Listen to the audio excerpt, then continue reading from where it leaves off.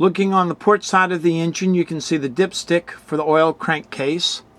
Up to the top left of the screen, you can see the injector pump, which is the actual pump that fires all of the pistons with the compressed fuel.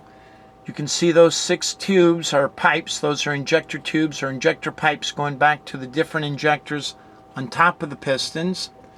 Looking back, you can see those heavy black wires with the red cable ends. That is the actual starter motor on the back port side of the engine.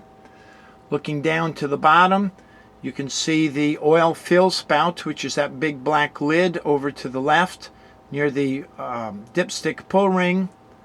Looking to the center, you can see the walkway going all the way back to the Northern Lights generator in the rear of the engine room. And over here to the right, you can see the automatic built-in fire extinguisher system.